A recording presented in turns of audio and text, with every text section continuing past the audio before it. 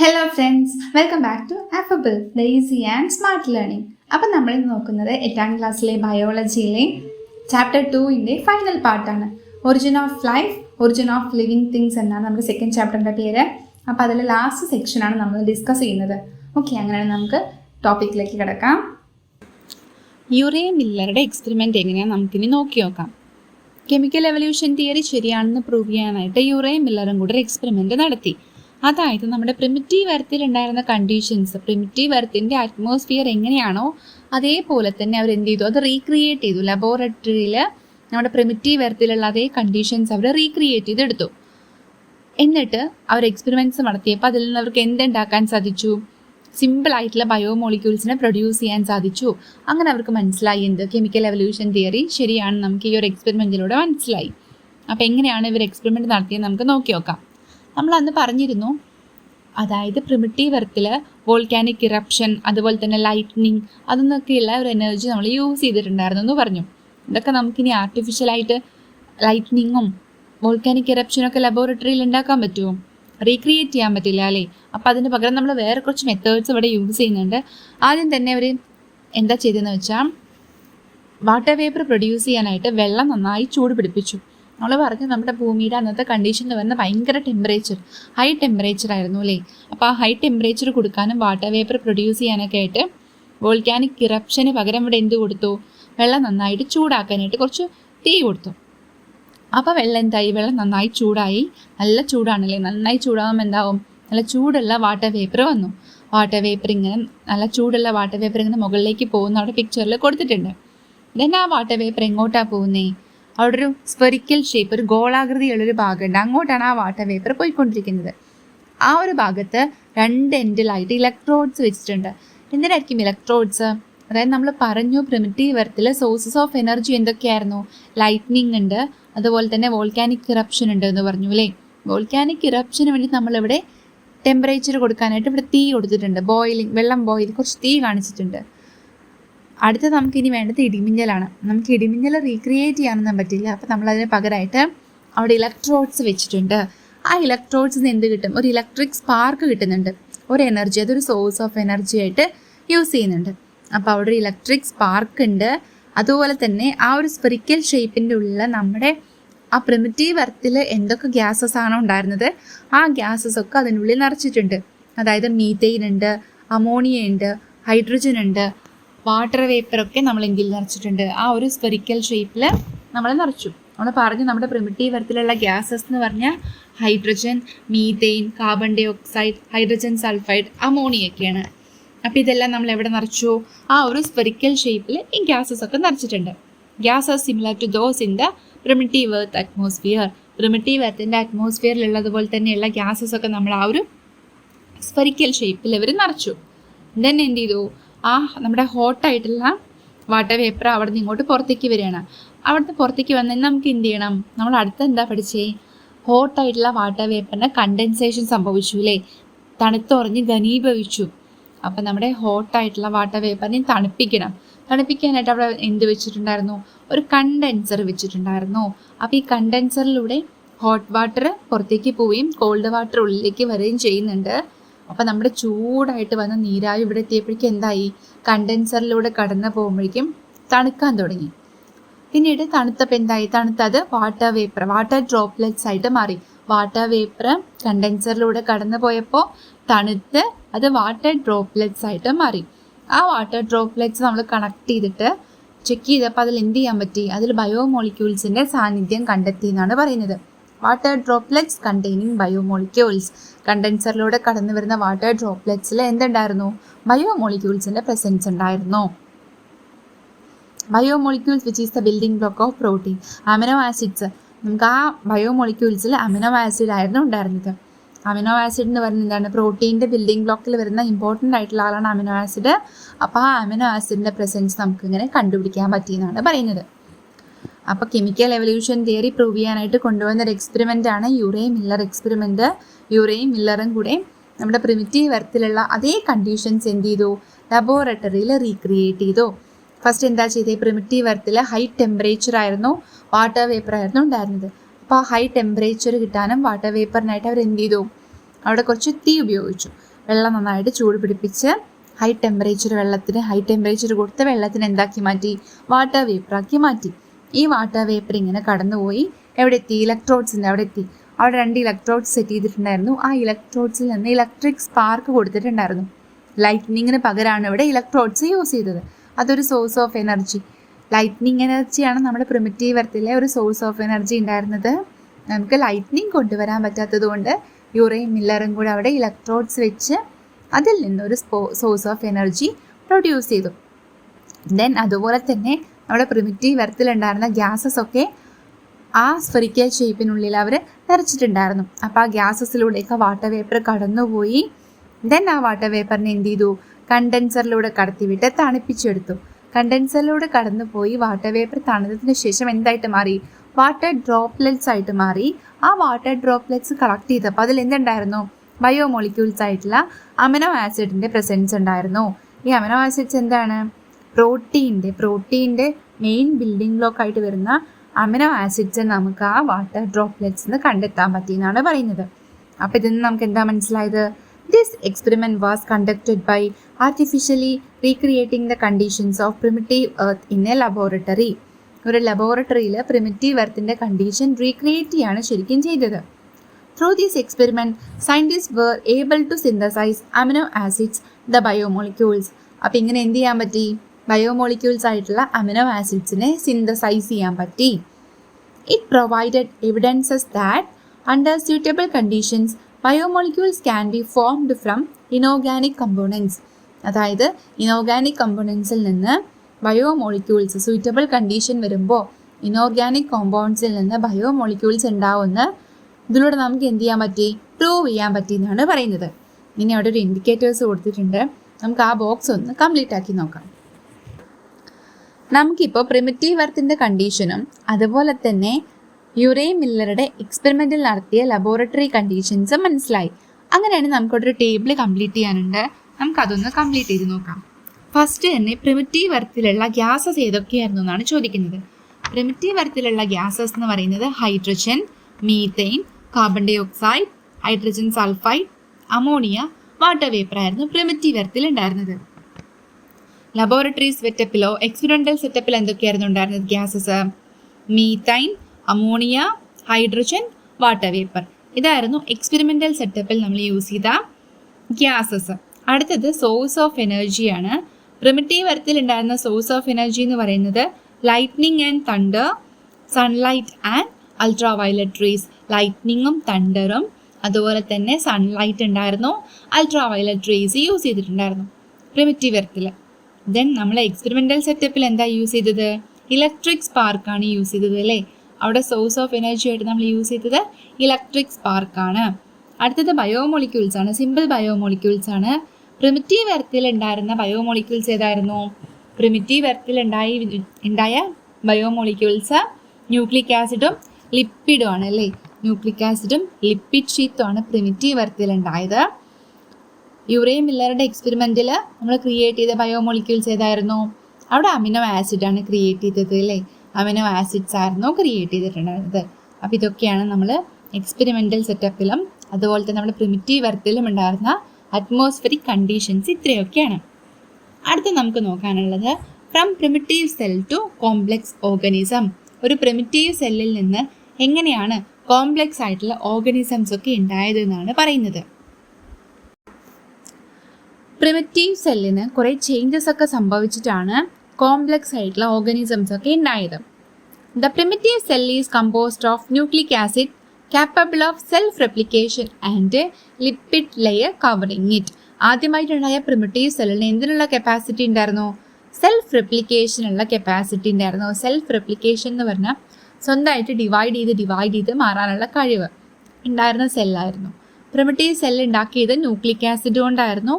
അതിന് എന്ത് ചെയ്യാൻ പറ്റുന്നുണ്ട്? സെൽഫ് റെപ്ലിക്കേഷനുള്ള കപ്പാസിറ്റി ഉണ്ട്. സ്വന്തമായിട്ട് ഡിവൈഡ് ചെയ്ത് മൾട്ടിപ്ലൈ ചെയ്യാനുള്ള കപ്പാസിറ്റി ഉള്ള സെല്ലായിരുന്നു പ്രിമിറ്റീവ് സെല്ല്. അതുപോലെ തന്നെ ആ സെല്ലിനെ കവർ ചെയ്തിട്ട് ഒരു ലിപ്പിഡ് ഷീറ്റിൻ്റെ കവറിങ് ഉണ്ടായിരുന്നു. Primitive forms like bacteria evolve from this primitive cell. അപ്പോൾ ഈ പ്രിമിറ്റീവ് സെല്ലിൽ നിന്ന് പ്രിമിറ്റീവ് ഫോം ആയിട്ടുള്ള ആദ്യ ഘട്ടത്തിലുള്ള ബാക്ടീരിയ പോലുള്ള ചെറിയ ചെറിയ ജീവികൾ ഉണ്ടായി. These simple structured cells which were formed in the beginning are called prokaryotes. ഇങ്ങനെ ഉണ്ടായ ഈ സിമ്പിൾ സ്ട്രക്ചറുള്ള ഈ ആദ്യത്തെ സെല്ല് അല്ലെങ്കിൽ ആദ്യത്തെ ഓർഗനിസം അതിനെയാണ് നമ്മൾ എന്ത് വിളിച്ച്? പ്രോകാരിയോട്സ് എന്ന് വിളിച്ച്. These simple structured cells which were formed in the beginning are called prokaryotes. ആദ്യഘട്ടത്തിലുണ്ടായ ഇങ്ങനെയുള്ള സിമ്പിൾ ആയിട്ടുള്ള സ്ട്രക്ചറുള്ള സെൽസിനെയാണ് നമ്മൾ എന്ത് വിളിച്ച്? പ്രോകാരിയോട്സ് എന്ന് വിളിച്ചു.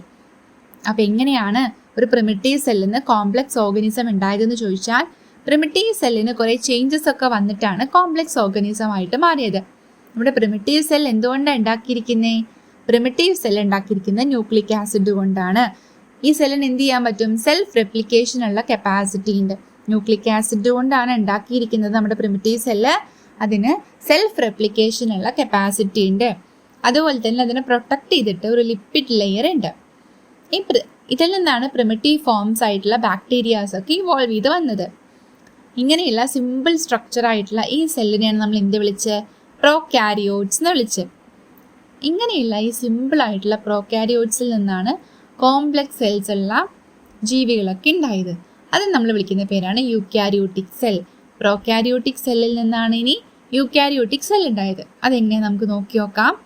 From prokaryotic cell to eukaryotic cell. How did more complex structured eukaryotic cells form from prokaryotes? എങ്ങനെയാണ് complex സ്ട്രക്ചറുള്ള eukaryotes ഈ പ്രോകാരിയോട്ടിക് സെല്ലിൽ നിന്ന് ഉണ്ടായതെന്നാണ് ചോദിക്കുന്നത്. What is the significance of eukaryotes? എന്താണ് യൂക്യാരിയോട്സിൻ്റെ significance? Analyse illustration 8.5 based on the indicators and record your inference in the science diary. അവിടെ ഒരു ഇല്ലസ്ട്രേഷൻ കൊടുത്തിട്ടുണ്ട്, അതൊന്ന് മനസ്സിലാക്കാനാണ്. എന്നിട്ട് നിങ്ങളുടെ ഡൗട്ട്സിനൊക്കെ ആൻസർ സയൻസ് ഡയറിയിൽ റെക്കോർഡ് ചെയ്യാൻ പറഞ്ഞിട്ടുണ്ട്. അപ്പോൾ നമുക്ക് എന്തൊക്കെയാണ് പ്രോകാരിയോട്ടിക് സെല്ലിൽ വരുന്നത്, എന്താണ് യൂക്യാരിയോട്ടിക് സെല്ലിന് ഡിഫറൻസ് എന്ന് നോക്കി നോക്കാം. ഫസ്റ്റ് പറയുന്നത് പ്രോകാരിയോട്ടിക് സെല്ലാണ്. പ്രോകാരിയോട്ടിക് സെല്ലിൽ എ ഫ്യൂ സെൽ ഓർഗനൽസ്, വളരെ കുറച്ച് സെൽ ഓർഗനൽസ് മാത്രമേ ഉണ്ടാവുള്ളൂ. നമ്മൾ സെല്ലിൻ്റെ സ്ട്രക്ചറൊക്കെ മുൻപ് പഠിച്ചിട്ടുണ്ട് അല്ലേ? അപ്പോൾ ആ സെല്ലിൻ്റെ സ്ട്രക്ചർ പഠിച്ചപ്പോൾ സെല്ലിനുള്ളിൽ കുറേ സെൽ ഓർഗനൽസ് ഉണ്ട്, കോശാംഗങ്ങളുണ്ട് എന്ന് പഠിച്ചു അല്ലേ?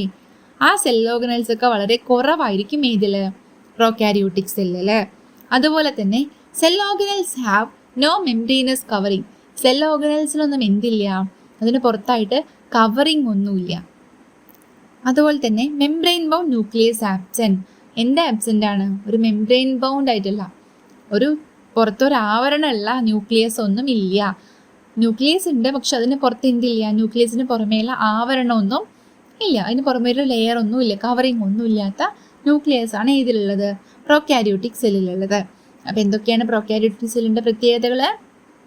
വളരെ കുറച്ച് സെൽ ഓർഗനൽസ് മാത്രമേ ഉള്ളൂ, എ ഫ്യൂ സെൽ ഓർഗനൽസ് ഉണ്ടാവുള്ളൂ. പിന്നെ cell organelles have no membranous covering. ഈ സെൽ ഓർഗനൽസിനൊന്നും എന്തില്ല, കവറിങ് ഇല്ല, മെംബ്രെയിനസ് കവറിങ് ഇല്ല. ദെൻ മെംബ്രെയിൻ ബൗണ്ട് ആയിട്ടുള്ള ന്യൂക്ലിയസും ആബ്സെൻ്റ് ആണ്. ന്യൂക്ലിയസ് ഉണ്ട്, പക്ഷേ ന്യൂക്ലിയസിന് എന്തില്ല, ഒരു കവറിങ് ഒന്നും ഇല്ല. അപ്പോൾ അതാണ് പ്രോകാരിയോട്ടിക് സെല്ലിൻ്റെ features. Then next one eukaryotic സെല്ലാണ്. യൂക്യാരിയോട്ടിക് സെല്ലിൻ്റെ പിക്ചർ അവിടെ കൊടുത്തിട്ടുണ്ട്. അവിടെ നമുക്ക് നേരിട്ട് കണ്ടാൽ തന്നെ അറിയുന്നുണ്ട്. എൻഡോപ്ലാസ്മിക് റെറ്റിക്കുലം എടുത്ത് കാണിച്ചിട്ടുണ്ട്, ന്യൂക്ലിയർ മെംബ്രെയിൻ കാണുന്നുണ്ട്, ന്യൂക്ലിയസ് കാണുന്നുണ്ട്. അപ്പോൾ ഇവിടെ എന്താണ്, ഒരുപാട് സെൽ ഓർഗനൽസ് ഉണ്ട്. യൂക്യാരിയോട്ടിക് സെല്ലിൽ ഒരുപാട് സെൽ ഓർഗനൽസ് ഉണ്ട്, മെനി സെൽ ഓർഗനൽസ് ഉണ്ട്. ഓർഗനൽസ് വിത്ത് മെംബ്രെയിനസ് കവറിങ്. ഓരോ ഓർഗനൽസിനും, ഓരോ സെൽ ഓർഗനൽസിനും എന്തുണ്ട്, ഒരു കവറിങ് ഉണ്ട്, ഒരു മെംബ്രെയിൻ കവറിങ് ഉണ്ട്. ന്യൂക്ലിയസ് ആണെങ്കിൽ ന്യൂക്ലിയസിന് പുറമെ ഒരു ന്യൂക്ലിയർ മെംബ്രെയിൻ ഉണ്ട്. അതുപോലെ തന്നെ ഓരോ സെൽ ഓർഗനൽസിനും പുറമെ എന്തുണ്ട്, ഒരു മെംബ്രെയിൻ ഉണ്ട്, മെംബ്രെയിനസ് കവറിങ് ഉണ്ട്. അതുപോലെ തന്നെ മെംബ്രെയിൻ ബൗണ്ട് ആയിട്ടുള്ള ന്യൂക്ലിയസ് പ്രസൻ്റ് ആണ്. ന്യൂക്ലിയസിന് ചുറ്റും എന്തുണ്ട്, ഒരു മെംബ്രെയിനസ് കവറിങ് ഉണ്ട്. പിക്ചറിൽ കൊടുത്തിട്ടുണ്ട്. ന്യൂക്ലിയസിന് പുറമെ എന്ത് കാണിക്കുന്നുണ്ട്, ന്യൂക്ലിയർ മെംബ്രെയിൻ ഉണ്ട്. അപ്പോൾ അതാണ് പ്രോകാരിയോട്ടിക് സെല്ലും യൂക്യാരിയോട്ടിക് സെല്ലും തമ്മിലുള്ള വ്യത്യാസം. പ്രോകാരിയോട്ടിക് സെല്ലിലാണെങ്കിൽ വളരെ കുറച്ച് സെൽ ഓർഗനൽസേ ഉള്ളൂ, പക്ഷേ യൂക്യാരിയോട്ടിക് സെല്ലിലാകുമ്പോൾ കുറേ സെൽ ഓർഗനൽസ് ഉണ്ട്. പ്രോകാരിയോട്ടിക് സെല്ലിൽ സെൽ ഓർഗനൽസിനൊന്നും എന്തില്ല, ഒരു മെംബ്രെയിനസ് കവറിങ് ഇല്ല. പക്ഷേ യൂക്യാരിയോട്ടിൽ എല്ലാ സെൽ ഓർഗനൽസിനും കവറിങ് ഉണ്ട്, മെംബ്രെയിനസ് കവറിങ് ഉണ്ട്. പിന്നെ പ്രോകാരിയോട്സിൽ മെംബ്രെയിൻ ബൗണ്ട് ആയിട്ടുള്ള ന്യൂക്ലിയസ് ആബ്സെൻ്റ് ആണ്. യൂക്യാരിയോട്ടിൽ മെംബ്രെയിൻ ബൗണ്ട് ഉള്ള ന്യൂക്ലിയസ് പ്രസൻ്റ് ആണ്. ഇതാണ് പ്രോകാരിയോട്ടിക് സെല്ലും യൂക്യാരിയോട്ടിക് സെല്ലും തമ്മിലുള്ള വ്യത്യാസം. വളരെ ഇമ്പോർട്ടൻ്റ് ആണ്, നന്നായി നോക്കി വെക്കുക. അടുത്ത നമ്മൾ നോക്കുന്നത് നമ്മുടെ ഈ യൂക്കാരിയോട്ടിക് സെല്ലിനുള്ളിൽ എങ്ങനെയാണ് ബാക്കിയുള്ള സെൽ ഓർഗനൽസ് ഒക്കെ ഉണ്ടായത് എന്നാണ് നോക്കുന്നത്. How might other organelles found in cells have been formed? സെല്ലിൽ കാണുന്ന ബാക്കി സെൽ ഓർഗനൽസ് ഒക്കെ എങ്ങനെയാണ് ഉണ്ടായത് എന്നാണ് ചോദിക്കുന്നത്. Analyse the given illustration. അവിടെ ഇല്ലസ്ട്രേഷൻ കൊടുത്തിട്ടുണ്ട്. അപ്പോൾ നമുക്കത് നോക്കിയിട്ട് എങ്ങനെയാണ് ബാക്കിയുള്ള സെൽ ഓർഗനൽസ് ഒക്കെ ഉണ്ടായെന്ന് മനസ്സിലാക്കാം. അപ്പോൾ നമ്മുടെ യൂക്കാരിയോട്ടിക് സെല്ല് എന്ത് ചെയ്തു? ഒരു യൂക്കാരിയോട്ടിക് സെല്ലിൻ്റെ പിക്ചർ അവിടെ കൊടുത്തിട്ടുണ്ട് അല്ലേ? ആ eukaryotic cell engulfing a small aerobic bacterium. ആ യൂക്കാരിയോട്ടിക് സെല്ല് എന്ത് ചെയ്യാണ്? ഒരു ചെറിയ എയറോബിക് ബാക്ടീരിയനെ എൻഗൾഫ് ചെയ്യാണ്, വിഴുങ്ങാണ്. ഒരു ചെറിയ യൂക്കാരിയോട്ടിക് സെല്ല് എന്ത് ചെയ്യാണ്? ഒരു ചെറിയ ബാക്ടീരിയനെ എൻഗൾഫ് ചെയ്യാണ്, വിഴുങ്ങാണ്. Instead of digest the small cell it provides protection. Gradually it transforms into mitochondria. അപ്പോൾ എന്ത് ചെയ്യാണ്? ഈ പുറത്തുനിന്ന് വന്ന ഈ ബാക്ടീരിയൻ നമ്മുടെ യൂക്കാരിയോട്ടിക് സെല്ല് നശിപ്പിക്കാണ്ട് എന്ത് ചെയ്യാണ്? അതിനെ പ്രൊട്ടക്റ്റ് ചെയ്യാണ്. ആ ചെറിയ സെല്ലിനെ നശിപ്പിക്കാണ്ട് പകരം എന്ത് ചെയ്യാണ്? അതിന് വേണ്ട പ്രൊട്ടക്ഷനൊക്കെ കൊടുക്കുകയാണ്. അങ്ങനെ പിന്നീട് മെല്ലെ മെല്ലെ അതെന്തായി മാറുകയാണ്? Gradually it transforms into mitochondria. അത് പിന്നീട് മെല്ലെ മാറി എന്തായിട്ട് വന്നു? മൈറ്റോകോൺട്രിയ ആയിട്ട് മാറി എന്നാണ് പറയുന്നത്. അതുപോലെ തന്നെയാണ് യൂക്കാരിയോട്ടിക് സെൽ എന്ത് ചെയ്തു? Engulfing a small photosynthetic bacterium. ഈ യൂക്കാരിയോട്ടിക് സെല്ല് ഒരു ചെറിയ ഫോട്ടോസിന്തറ്റിക് ബാക്ടീരിയം, ഫോട്ടോസിന്തസിസ് നടത്തുന്ന ഒരു ചെറിയ ബാക്ടീരിയനെ വിഴുങ്ങാണ്. എന്നിട്ട് എന്ത് ചെയ്യുക? ഇതുപോലെ തന്നെ അതിനെ നശിപ്പിക്കാതെ എന്ത് ചെയ്യുക? അതിനെയും പ്രൊട്ടക്ട് ചെയ്യണം. Instead of digesting the photosynthetic bacteria it provides protection. ആ ഫോട്ടോസിന്തറ്റിക് ബാക്ടീരിയനെ നശിപ്പിക്കേണ്ട അതിന് എന്ത് ചെയ്യാണ്? പ്രൊട്ടക്ഷൻ കൊടുക്കുകയാണ്. Gradually it transforms into a chloroplast. അപ്പോൾ അത് മെല്ലെ മെല്ലെ മാറിയിട്ട് പിന്നീട് എന്തായിട്ട് മാറി? Cell organelle, plant cell organelle ആയിട്ടുള്ള ക്ലോറോപ്ലാസ്റ്റ് ആയിട്ട് മാറി എന്നാണ് പറയുന്നത്. അപ്പോൾ എങ്ങനെയാണ് യൂക്കാരിയോട്ടിക് സെല്ലിൽ ബാക്കിയുള്ള സെൽ ഓർഗനൽസ് ഒക്കെ വന്നതെന്ന് മനസ്സിലായില്ലേ? അതായത് നമ്മുടെ യൂക്കാരിയോട്ടിക് സെല്ല് സിമ്പിളായിട്ടുള്ള സെൽസിനെ എൻഗൾഫ് ചെയ്യാണ്. ഫസ്റ്റ് എന്ത് ചെയ്തു? Engulfing a small aerobic bacterium. ഒരു ചെറിയ എയറോബിക് ബാക്ടീരിയത്തിനെ എൻഗൾഫ് ചെയ്തു. ആ ബാക്ടീരിയനെ നശിപ്പിക്കുന്നതിന് പകരം അതിന് എന്ത് കൊടുത്തു? പ്രൊട്ടക്ഷൻ കൊടുത്തു. അങ്ങനെ അത് ഗ്രാജുവലി ട്രാൻസ്ഫോം ചെയ്തിട്ട് എന്തായിട്ട് മാറി എന്നാ പറയുന്നത്? മൈറ്റോകോൺട്രിയ ആയിട്ട് മാറി. അതുപോലെ തന്നെ എന്ത് ചെയ്തു? നമ്മുടെ യൂക്കാരിയോട്ടിക് സെല്ല് ഒരു ചെറിയ ഫോട്ടോസിന്തറ്റിക് ബാക്ടീരിയത്തിനെ വിഴുങ്ങി. Engulfing a small photosynthetic bacterium. ഒരു ചെറിയ ഫോട്ടോസിന്തറ്റിക് ബാക്ടീരിയത്തിനെ വിഴുങ്ങി. അതിനും ഇതുപോലെ എന്ത് ചെയ്തു? നശിപ്പിക്കാതെ പകരം പ്രൊട്ടക്ഷൻ കൊടുത്തു. Instead of digesting the photosynthetic bacterium it provides protection provide ചെയ്തു. അങ്ങനെ ഗ്രാജുവലി അത് എന്തായിട്ട് മാറി? Gradually it transforms into a chloroplast. അതങ്ങനെ മെല്ലെ മെല്ലെ മാറിയിട്ട് എന്തായിട്ട് മാറി? ഒരു ക്ലോറോപ്ലാസ്റ്റ് ആയിട്ട് മാറി എന്നാണ് പറയുന്നത്. അപ്പം ഇങ്ങനെയാണ് നമ്മുടെ സെല്ലിനകത്ത് എന്തുണ്ടായത്? യൂക്കാരിയോട്ടിക് സെല്ലിനകത്ത് ബാക്കിയുള്ള സെൽ ഓർഗനൽസ് ഒക്കെ ഉണ്ടായത് എങ്ങനെയാണ്? മെല്ലെ മെല്ലെ ഓരോ കുഞ്ഞു കുഞ്ഞു സെല്ലായിട്ട് എൻഗൾഫ് ചെയ്യുക, അതിനെ പിന്നീട് പ്രൊട്ടക്ട് ചെയ്ത് സെല്ലിനകത്ത് തന്നെ നിർത്തുന്നു. പിന്നീട് അതിന് പല മാറ്റങ്ങളും സംഭവിച്ചിട്ടാണ് നമ്മുടെ സെൽ ഓർഗനൽസ് ആയിട്ട് മാറിയത്. ഇനി അടുത്ത് നമുക്ക് നോക്കാനുള്ളത് in prokaryotes genetic material is scattered within the cytoplasm. പ്രൊകാരിയോട്സിൽ ജനറ്റിക് മെറ്റീരിയൽ ആ സൈറ്റോപ്ലാസം മൊത്തം ഇങ്ങനെ സ്കാറ്റേർഡ് ആയിട്ട് ചെതറിക്കിടക്കുമായിരുന്നു. As a part of the evolutionary process the formation of a nuclear membrane was the key feature in eukaryotic cell. അപ്പോൾ എവല്യൂഷൻ്റെ ഭാഗമായിട്ട് eukaryotic സെല്ലിൽ എത്തിയപ്പോൾ എന്തായി? ആ സ്കാറ്റേർഡ് ആയിട്ട് കിടക്കുന്ന ന്യൂക്ലിയസിന് ചുറ്റും എന്ത് വന്നു? ജനറ്റിക് മെറ്റീരിയലിന് ചുറ്റും ഒരു ന്യൂക്ലിയർ മെംബ്രെയിൻ വന്നു. Additionally membrane bound organelles were revolved. അതുകൂടാതെ തന്നെ കുറേ മെംബ്രെയിൻ ബൗണ്ട് ആയിട്ടുള്ള സെൽ ഓർഗനൽസ് ഒക്കെ ഉണ്ടായി. Enabling them to perform specialised function. അതിന് ഓരോന്നിനും ഓരോ സ്പെഷ്യൽ ഫങ്ഷൻസും ഉണ്ടായിരുന്നു. അതായത് പ്രൊകാരിയോട്സിൻ്റെ കാര്യം പറയുമ്പോൾ പ്രൊകാരിയോട്സിലെ ജനറ്റിക് മെറ്റീരിയൽ ഒക്കെ ഇങ്ങനെ സ്കാറ്റേർഡ് ആയിട്ട് ചെതറിക്കിടക്കുമായിരുന്നു, സൈറ്റോപ്ലാസത്തിൽ ചെതറിക്കിടക്കുമായിരുന്നു. എവല്യൂഷൻ നടന്ന് വന്നപ്പോൾ എന്തായി? യൂക്കാരിയോട്സിൻ്റെ കാര്യം എത്തി. യൂക്കാരിയോട്സിൻ്റെ കാര്യമായപ്പോൾ യൂക്കാരിയോട്സിന് ജനറ്റിക് മെറ്റീരിയലിനെ കവർ ചെയ്തിട്ടൊരു ന്യൂക്ലിയർ മെംബ്രെയിൻ വന്നു. അതുപോലെ തന്നെ കുറേ സെൽ ഓർഗനൽസ്, പുതിയ സെൽ ഓർഗനൽസ് ഫോം ചെയ്തു. ആ സെൽ ഓർഗനൽസിനൊക്കെ ഒരു കവറിങ് ആയിട്ട് ഒരു മെംബ്രെയിനസ് കവറിങ് ഉണ്ടായിരുന്നു. അതുപോലെ തന്നെ ഓരോ സെൽ ഓർഗനൽസിനും അതിൻ്റേതായ ഓരോ ഫങ്ഷൻസും ഉണ്ടായിരുന്നു. അങ്ങനെ എവല്യൂഷൻ്റെ ഭാഗമായിട്ടാണ് സിമ്പിളായിട്ടുള്ള പ്രിമിറ്റീവ് സെല്ലിൽ നിന്ന് കുറച്ചും കൂടെ കോംപ്ലെക്സ് ആയിട്ടുള്ള യൂക്കാരിയോട്ടിക് സെല്ല് ഉണ്ടായത് എന്നാണ് പറയുന്നത്. നെക്സ്റ്റ് അവിടെ ഒരു ടേബിൾ കംപ്ലീറ്റ് ചെയ്യാനുണ്ട്, നമുക്കതൊന്ന് കംപ്ലീറ്റ് ചെയ്യാം. ഫസ്റ്റ് അവിടെ കൊടുത്തിരിക്കുന്നത് പ്രൊകാരിയോട്ടിൻ്റെ സെൽ സ്ട്രക്ചറിനെ കുറിച്ചാണ്. പ്രൊകാരിയോട്ടിൻ്റെ സെൽ സ്ട്രക്ചർ നമുക്കറിയാം ഭയങ്കര സിമ്പിൾ സെൽ സ്ട്രക്ചറാണ് അല്ലേ. പ്രോകാരിയോട്ടിൻ്റെ സെൽ സ്ട്രക്ചർ എന്ന് പറയുന്നത് സിമ്പിളാണ്. യൂക്കാരിയോട്ടിക് സെല്ലോ, യൂക്കാരിയോട്ടിക് സെൽ എന്ന് പറയുന്നത് കുറച്ചും കൂടെ കോംപ്ലക്സ് ആണ്. അപ്പോൾ നമുക്ക് അവിടെ എന്ത് എഴുതാം? കോംപ്ലക്സ് ആയിട്ടുള്ള സെൽ സ്ട്രക്ചർ ആണ്. ഇനി നെക്സ്റ്റ് ന്യൂക്ലിയസിൻ്റെ കാര്യമാണ് ചോദിച്ചിരിക്കുന്നത്. പ്രോകാരിയോട്ടിക് സെല്ലിൽ ഒരു വെൽ ഡിഫൈൻഡ് ന്യൂക്ലിയസ് ആബ്സെൻ്റ് ആണ്. Membrane bound well defined nucleus absent ആണ് പ്രോകാരിയോട്സിൽ. യൂക്കാരിയോട്സിലാണെങ്കിലോ well defined nucleus with membrane covering, ഒരു മെംബ്രെയിൻ കവറിങ് ഉള്ള വെൽ ഡിഫൈൻഡ് ആയിട്ടുള്ള ന്യൂക്ലിയസ് യൂക്കാരിയോട്ടിന് പ്രസൻ്റ് ആണ്. അടുത്തത് cell organelle such as mitochondria and chloroplast. ക്ലോറോപ്ലാസ്റ്റും മൈറ്റോകോൺട്രിയ ഒക്കെ എന്തിൽ ആബ്സെൻ്റ് ആണ്? പ്രോകാരിയോട്ടിക് സെല്ലിൽ ഇതെല്ലാം ആബ്സെൻ്റ് ആണ്. യൂക്കാരിയോട്ടിക് സെല്ലിലാണെങ്കിലോ വെൽ ഡിഫൈൻഡ് ആയിട്ടുള്ള സെൽ ഓർഗനൽസ് ആയിട്ടുള്ള മൈറ്റോകോൺട്രിയയും ക്ലോറോപ്ലാസ്റ്റും ഒക്കെ യൂക്കാരിയോട്ടിൽ പ്രസൻ്റ് ആണല്ലേ. Around 3.8 billion years ago, primitive living cells were formed from the molecules present in the Earth ocean. അതായത് 3.8 ബില്യൺ ഇയേഴ്സ് മുൻപാണ് ആദ്യമായിട്ട് എന്തുണ്ടായത്? പ്രിമിറ്റീവ് ആയിട്ടുള്ള സെല്ലുണ്ടായത്. നമ്മുടെ എർത്തിൽ ഓഷ്യനിലാണ് ആദ്യത്തെ പ്രിമിറ്റീവ് സെൽ ഉണ്ടായത്. ഓഷ്യനിലുള്ള ചില മോളിക്യൂൾസിൻ്റെ പ്രസൻസ് കാരണമാണ് ആദ്യത്തെ പ്രിമിറ്റീവ് സെൽസ് ഉണ്ടായത്. പിന്നീട് എന്തുണ്ടായി? 3.5 ബില്യൺസ് വർഷം മുമ്പ് 3.5 ബില്യൺ ഇയേഴ്സ് എഗോ എന്തുണ്ടായി? പ്രോകാരിയോട്ടിക് സെൽസ് ഇവോൾവ് ചെയ്തു. 3.5 ബില്യൺ വർഷം മുൻപാണ് പ്രോകാരിയോട്ടിക് സെല്ല് ഉണ്ടായത്. അതിനുശേഷം ഒരു 2.5 ബില്യൺ ഇയേഴ്സ് മുൻപാണ് ഫോട്ടോസിന്തസിസ് ഒക്കെ നടന്ന് ഓക്സിജനൊക്കെ റിലീസ് ചെയ്യാൻ തുടങ്ങി. Approximately 2.5 billion years ago the occurrence of photosynthesis led to the release of oxygen into the atmosphere. 2.5 billion വർഷം മുമ്പ് എന്ത് നടന്നു? ഫോട്ടോസിന്തസിസ് ഒക്കെ നടക്കുകയും അതിൻ്റെ ഭാഗമായിട്ട് അറ്റ്മോസ്ഫിയറിലേക്ക് ഓക്സിജൻ റിലീസ് ചെയ്യുകയും ചെയ്തു. പിന്നീട് eukaryotic cells with organelles such as mitochondria and chloroplast were evolve. പിന്നീട് എന്തുണ്ടായി? യൂക്കാരിയോട്ടിക് സെൽസിൻ്റെ കൂടെ എന്തൊക്കെ ഉണ്ടായി? അതായത് ക്ലോറോപ്ലാസ്റ്റും മൈറ്റോകോൺട്രിയയ്ക്കുള്ള യൂക്കാരിയോട്ടിക് സെൽസ് ഉണ്ടായി. അതിനുശേഷമാണ് പിന്നീട് എന്തുണ്ടായത്? കുഞ്ഞു കുഞ്ഞു കോംപ്ലക്സ് ആയിട്ടുള്ള ഓരോ ഓർഗാനിസംസ്, മൾട്ടി സെല്ലുലാർ ഓർഗാനിസംസ് ഒക്കെ ഉണ്ടായത് പിന്നീടാണ്. Over time simple multicellular organisms appeared around 800 million years ago followed by more complex life forms.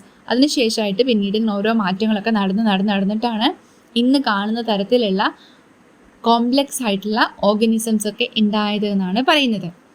How long might it have taken for diverse life forms to evolve from prokaryotes? ഈ പ്രോകാരിയോട്സിൽ നിന്ന് ഇത്രയും complex ആയിട്ടുള്ള life form ഉണ്ടാവാൻ എത്ര സമയം എടുത്തിട്ടുണ്ടാവും എന്നാണ് ചോദിക്കുന്നത്. അപ്പോൾ ആ ഒരു ടൈം ലൈനിനെ കുറിച്ചാണ്, ഓരോ കാലഘട്ടത്തിൽ എന്തൊക്കെയാണ് ഉണ്ടായത് അല്ലെങ്കിൽ ഓരോ പീരീഡിൽ എന്തൊക്കെയാണ് സിഗ്നിഫിക്കൻസ് എന്നൊരു ടേബിളായിട്ട് കൊടുത്തിട്ടുണ്ട്. അപ്പോൾ നമുക്കതൊന്ന് കൃത്യം ഓർഡറായിട്ട് നോക്കി നോക്കാം. 4 മുതൽ 4.6 ബില്യൺ വർഷങ്ങൾക്ക് മുൻപാണ് നമ്മുടെ ഒറിജിൻ ഓഫ് എർത്ത് എന്ന് പറയുന്നത്. ഭൂമി ഉണ്ടായെന്ന് വിചാരിക്കുന്നത് 4 to 4.6 ബില്യൺ ഇയേഴ്സ് മുൻപാണ്. അത് കഴിഞ്ഞിട്ടാണ് എന്തുണ്ടായത്? 3.5 മുതൽ 2.5 ബില്യൺ വർഷം മുമ്പാണ് ഫസ്റ്റ് സെല്ല് ഉണ്ടായത്, ഫസ്റ്റ് ഫോം ഓഫ് ലൈഫ് ഉണ്ടായത്. സിംഗിൾ സെല്ലായിട്ടുള്ള പ്രോകാരിയോട്സ് ആണ്. Okay, formation of the first form of life single cell prokaryotes with simple structure. Simple സെല്ലുള്ള സിമ്പിൾ സ്ട്രക്ചറുള്ള പ്രോകാരിയോട്സ് ഉണ്ടായത് 3.5 മുതൽ 2.5 ബില്യൺ വർഷങ്ങൾക്ക് മുൻപാണ്. അതിനുശേഷം 2.5 ബില്യൺ വർഷം മുതൽ 541 മില്യൺ വർഷങ്ങൾക്ക് മുൻപാണ് യൂക്കാരിയോട്ടിക് മൾട്ടി സെല്ലുലർ ഓർഗാനിസം ഉണ്ടായത്. ആദ്യം എർത്ത് ഉണ്ടായി, പിന്നെ പ്രോകാരിയോട്സ് ഉണ്ടായി, പിന്നെ യൂക്കാരിയോട്സ് ഉണ്ടായി. ദെൻ 541 വർഷം മുതൽ 252 മില്യൺ വർഷങ്ങൾക്ക് മുൻപ് പ്ലാന്റ്സും അനിമൽസും ഉണ്ടായി. Plants and animals on land, പ്ലാന്റ്സും അനിമൽസും ഉണ്ടായി. ദെൻ അത് കഴിഞ്ഞിട്ട് 252 വർഷം മുതൽ 66 മില്യൺ ഇയേഴ്സ് മുൻപാണ് ദിനോസേഴ്സ് ഉണ്ടായത്. ദിനോസറുകളുടെ കാലമായിരുന്നു 252 മുതൽ 66 മില്യൺ വർഷങ്ങൾക്ക് മുൻപ്. അതിനുശേഷം 66 മില്യൺ വർഷം മുതൽ ഇപ്പോൾ ഉള്ളത് വരെ, നമ്മളുടെ ഇപ്പോൾ ഉള്ള പ്രസൻറ്റ് ഇയർ വരെയാണ് എന്തുണ്ടായത്? Emergence of mammals, the origin of human being ഒക്കെ ഉണ്ടായത് ഏറ്റവും അവസാനമാണ്. അപ്പോൾ എങ്ങനെയാണ്? ഏറ്റവും ആദ്യം എർത്ത് ഉണ്ടായി, ദെൻ എന്തുണ്ടായേ? സിമ്പിൾ സ്ട്രക്ചറുള്ള prokaryotes, then eukaryotes, plants and animals, dinosaurs, പിന്നെയാണ് മാമൽസും, ലാസ്റ്റാണ് ആരുണ്ടായത്? Human beings. ഓക്കെ, ഇതാണ് ആ ഒരു ടൈം ലൈൻ എന്ന് പറയുന്നത്. ഓരോ ജീവികളും ഓർഗനൈസ് ചെയ്ത് വന്ന ടൈം ലൈൻ എക്സാമിന് ചോദിക്കും. അപ്പോൾ കൃത്യം ഏത് സമയത്ത് എന്താണ് ഉണ്ടായതെന്ന് കൃത്യമായിട്ട് ഓർത്ത് വയ്ക്കുക. ഇനി നമുക്ക് നോക്കാനായിട്ടുള്ളത് ലാസ്റ്റ് ഒരേ ഒരു ടോപ്പിക്കാണ്, അതാണ് കോസ്മിക് കലണ്ടർ. അതായത് നമ്മുടെ എർത്തിൻ്റെ എവല്യൂഷൻ ഹിസ്റ്ററി നമ്മളിപ്പോൾ പഠിച്ചു അല്ലേ. എർത്ത് എങ്ങനെയാണ് ഉണ്ടായതെന്നും ആദ്യത്തെ ലൈഫ് ഫോം എങ്ങനെയാണ് ഉണ്ടായത്, അതിൽ നിന്ന് എങ്ങനെയാണ് കോംപ്ലക്സ് ആയിട്ടുള്ള ഓരോ ഓർഗനിസം ഉണ്ടായതെന്നൊക്കെ നമുക്കിപ്പോൾ മനസ്സിലായി. ഈ മൊത്തം എവല്യൂഷണറി പ്രോസസ്സ് നമുക്കറിയാം ബില്യൺ ഇയേഴ്സ് ആയിട്ട് നടന്നതാണ്. ദശലക്ഷക്കണക്കിന് വർഷങ്ങൾ എടുത്തിട്ടാണ് ഇന്ന് കാണുന്ന തരത്തിലുള്ള പ്ലാന്റ്സും അനിമൽസും ഒക്കെ ഉണ്ടായത്. അപ്പോൾ ഈ മൊത്തം എവല്യൂഷണറി ഹിസ്റ്ററി നമ്മൾ ചുരുക്കിയിട്ട് ഒരു ചെറിയ കലണ്ടർ പോലെ റെപ്രസെൻ്റ് ചെയ്യുന്നതിനെയാണ് എന്ത് വിളിക്കുക? കോസ്മിക് കലണ്ടർ എന്ന് പറയുന്നത്. കോസ്മിക് കലണ്ടർ എന്ന് പറഞ്ഞാൽ അപ്പോൾ അതിൽ ഒരു സെക്കൻഡ്, ആ കോസ്മിക് കലണ്ടറിലെ ഒരു സെക്കൻഡ് എന്നുള്ളത് റെപ്രസെൻ്റ് ചെയ്യുന്നത് 438 വർഷങ്ങളാണ്. Okay, suppose we are preparing a cosmic calendar assuming the age of universe as 1 year. നമ്മൾ എന്ത് ചെയ്യാണ്? നമ്മുടെ യൂണിവേഴ്സിൻ്റെ ഏജ് 1 ഇയർ ആയിട്ട് കൺസിഡർ ചെയ്തിട്ട് ഒരു കോസ്മിക് കലണ്ടർ ഉണ്ടാക്കുകയാണ്. In this calendar 1 second is equivalent to around 438 years. ഒരു സെക്കൻഡ് എന്ന് പറയുന്നത് 438 വർഷങ്ങൾക്ക് തുല്യമാണ് നമ്മുടെ കോസ്മിക് കലണ്ടറിൽ. അപ്പോൾ നമ്മൾ എന്താ ചെയ്യുന്നത്? എർത്തിൻ്റെ ഫുൾ എവല്യൂഷണറി ഹിസ്റ്ററി ഒരു കലണ്ടർ പോലെ റെപ്രസെൻ്റ് ചെയ്യാണ്. നമുക്കറിയാം ഒരു കലണ്ടറിൽ എത്ര മാസം ഉണ്ടാവും? ജനുവരി മുതൽ ഡിസംബർ വരെ 12 മാസം ഉണ്ടാവും അല്ലേ. ഈ 12 മാസത്തിനുള്ളിൽ ഇത്രയും വർഷക്കണക്കിന് വർഷങ്ങളെടുത്ത് നടന്ന പ്രോസസ്സ് നമ്മൾ ഈ 12 മാസത്തിൻ്റെ ഉള്ളിൽ ഒതുങ്ങുന്ന പോലെ അറേഞ്ച് ചെയ്യുകയാണ്. അതിനാണ് നമ്മൾ കോസ്മിക് കലണ്ടർ എന്ന് പറയാം. അപ്പോൾ ആ കോസ്മിക് കലണ്ടറിൻ്റെ ഒരു സിമ്പിൾ മോഡൽ അവിടെ കൊടുത്തിട്ടുണ്ട്. നമുക്കതൊന്ന് നോക്കി നോക്കാം. First, the universe was born at exactly 0 on the morning of ജനുവരി 1. അതായത് ജനുവരി 1 ഫസ്റ്റ് ആ സെക്കൻഡ്, ജനുവരിയുടെ ഫസ്റ്റ് സെക്കൻഡിൽ നമ്മൾ എന്തുണ്ടായെന്ന് വിചാരിക്കുക? ഈ യൂണിവേഴ്സ് ഉണ്ടായെന്ന് വിചാരിക്കാം. ദെൻ കുറേ മാസങ്ങൾ കഴിഞ്ഞ് ജനുവരി, ഫെബ്രുവരി, March, April, May, June, July ഒക്കെ കഴിഞ്ഞ് ഓഗസ്റ്റ് 1 നമ്മുടെ സോളാർ സിസ്റ്റത്തിൽ നമ്മുടെ എർത്ത് ഉണ്ടായത്. നമ്മുടെ ജനുവരിയിൽ യൂണിവേഴ്സ് ഉണ്ടായി. ദെൻ കുറേ മാസങ്ങൾ കഴിഞ്ഞതിന് ശേഷം ഓഗസ്റ്റിൽ എർത്ത് ഉണ്ടായി നമ്മൾ വിചാരിക്കുന്നു. ദെൻ അടുത്തത് ഏതാ? സെപ്റ്റംബർ ഒരു 22 ഒക്കെ ആയിട്ട് ഒറിജിൻ ഓഫ് ലൈഫ് ഉണ്ടായി. എർത്തിൽ ആദ്യത്തെ ഒറിജിൻ ലൈഫ് ഉണ്ടായി. ദെൻ നമ്മൾ എന്ത് ചെയ്യാണ്? ഒക്ടോബർ ഒരു 12 ഒക്കെ ആയിട്ട് പ്രൊക്കാരിയോട്സ് ഉണ്ടായി എന്ന് റെപ്രസെൻ്റ് ചെയ്യാണ്. ദെൻ അടുത്തത് നവംബറിൽ പ്രൊക്കാരിയോട്സ് ഉണ്ടായിക്കഴിഞ്ഞാൽ അടുത്തത് ആരാ ഉണ്ടായേ? യൂക്യാരിയോട്സ് ഉണ്ടായി അല്ലേ. പ്രൊക്കാരിയോട്സ് ഉണ്ടായതിനു ശേഷം യൂക്യാരിയോട്സ് ഉണ്ടായി. അതൊരു നവംബർ 9 വിചാരിക്കുക. അതായത് ഇതൊന്നും ഈ നവംബർ 9 അല്ലെങ്കിൽ ഒക്ടോബർ 12 അല്ല ഇത് ഉണ്ടായത്. നമ്മൾ എന്ത് ചെയ്യാണ്? മൊത്തം എവല്യൂഷണറി പ്രോസസ്സിനെ ഒരു കലണ്ടർ പോലെ റെപ്രസെൻ്റ് ചെയ്യാണ്. അപ്പം നമ്മൾ ഏകദേശം ഈ ഒരു മാസത്തിലെ ഈ ഒരു ദിവസമായിരിക്കും ഉണ്ടായെന്ന് വെറുതെ കൺസിഡർ ചെയ്യാണ്. നമ്മൾ പറഞ്ഞു ഓരോ സെക്കൻഡും 438 വർഷങ്ങളാണ്. ഓക്കെ, ദെൻ അടുത്തത് എന്തുണ്ടായി? യൂക്യാരിയോട്സ് ഉണ്ടായി. യൂക്യാരിയോട്സ് ഉണ്ടായതിന് ശേഷമാണ് എന്തുണ്ടായത്? വേർട്ടിബ്രേറ്റ്, ലാൻഡ് പ്ലാന്റ്സ്, ദിനോസേഴ്സ്, മാമൽ, ഏറ്റവും അവസാനമാണ് എന്തുണ്ടാവുന്നത്? ഹ്യൂമൻസ് ഉണ്ടാവുന്നത്.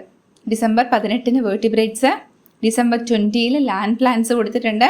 ദെൻ 26 ദിനോസേഴ്സ്, 27 മാമൽ, ഏറ്റവും അവസാനമായിട്ട് ഡിസംബർ മാസം അവസാനമായിട്ടാണ് ആരുണ്ടായത്?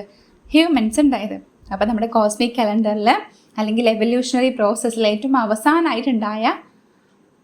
ഉണ്ടായത് മാമൽസ് എന്ന് പറയുന്നത് ഹ്യൂമൻസ് ആണ്. ഓക്കെ, അപ്പോൾ എന്താണ് കോസ്മിക് കലണ്ടർ എന്ന് മനസ്സിലായില്ലേ? അപ്പം നമുക്കറിയാം എവല്യൂഷണറി പ്രോസസ്സ് വഴിയാണ് നമ്മൾ ഇന്ന് കാണുന്ന തരത്തിലുള്ള എല്ലാ ഓർഗനിസവും ഉണ്ടായത്. According to the cosmic calendar, humans appeared in the final moments of last day of the year. ഈ കോസ്മിക് കലണ്ടർ പ്രകാരം ഹ്യൂമൻസ് എപ്പോഴാണ് ഉണ്ടായത്? ആ വർഷത്തിൻ്റെ അവസാനത്തെ ദിവസമാണ് ഹ്യൂമൻസ് ഉണ്ടായത്. This clearly show how recent the emergence of humans is in the timeline of the universe. അപ്പം നമ്മുടെ നമ്മൾ ടൈം ലൈൻ പഠിച്ചുല്ലേ, ഏതൊക്കെ സമയത്ത് എന്തൊക്കെയാണ് ഒറിജിനേറ്റ് ചെയ്തതെന്നുള്ള ടൈം ലൈൻ പഠിച്ചില്ലേ? ആ ടൈം ലൈനിൽ ഏറ്റവും അവസാനമാണ് ഹ്യൂമൻസ് വരുന്നതെന്ന് നമുക്കിപ്പോൾ മനസ്സിലായില്ലേ? The process of evolution is the cause of present biodiversity. ഇന്ന് കാണുന്ന ബയോഡൈവേഴ്സിറ്റിയുടെ കാരണം എന്ന് പറയുന്നത് ഈ എവല്യൂഷണറി പ്രോസസ്സാണ്. It is difficult to predict the direction of evolution because it is an accidental phenomena. എവല്യൂഷൻ്റെ ഡയറക്ഷനൊക്കെ പറയാൻ നമുക്ക് ബുദ്ധിമുട്ടാണ്. കാരണം എന്താണ്? അതൊരു ആക്സിഡൻ്റൽ ഫിനോമിനയാണ്, യാദൃശ്ചികമായിട്ട് നടക്കുന്നതാണ്. Imagine how evolution would be continued. Make your thoughts into creative writings. അപ്പോൾ എങ്ങനെയാണ് എവല്യൂഷൻ നടന്നിട്ടുണ്ടാവുക എന്നൊക്കെ കുറച്ചുകൂടി ക്രിയേറ്റീവായിട്ട് നിങ്ങളോട് എഴുതാനൊക്കെയാണ് പറഞ്ഞിരിക്കുന്നത്. അപ്പോൾ ഈ ഒരു ചാപ്റ്ററിൽ ഇത്രയൊക്കെ ഉള്ളൂ. നമ്മളപ്പോൾ ഈ ഒരു ചാപ്റ്ററിൽ എന്തൊക്കെയാണ് പഠിച്ചേ? എങ്ങനെയാണ് നമ്മുടെ എർത്ത് ഉണ്ടായത്, എർത്തിൽ എങ്ങനെയാണ് ആദ്യത്തെ ലൈഫ് ഫോം ഉണ്ടായത്, ആ സിമ്പിളായിട്ടുള്ള ലൈഫ് ഫോമിൽ നിന്ന് ഇന്ന് കാണുന്ന തരത്തിലുള്ള കോംപ്ലക്സ് ആയിട്ടുള്ള ലൈഫ് എങ്ങനെയാണ് ഉണ്ടായതെന്നൊക്കെ നമ്മൾ ഈ ഒരു ചാപ്റ്ററിൽ പഠിച്ചു. വളരെ ചെറിയ ചാപ്റ്ററാണ്, സിമ്പിളായി തന്നെ പഠിക്കാൻ പറ്റും. ഈസിയായി എല്ലാ ടോപ്പിക്സും പഠിച്ചു വെക്കുക. ക്ലാസ് ഇഷ്ടമാവുകയാണെങ്കിൽ ലൈക്ക് ചെയ്യുക, ഷെയർ ചെയ്യുക, സബ്സ്ക്രൈബ് ചെയ്യുക. Thank you for watching.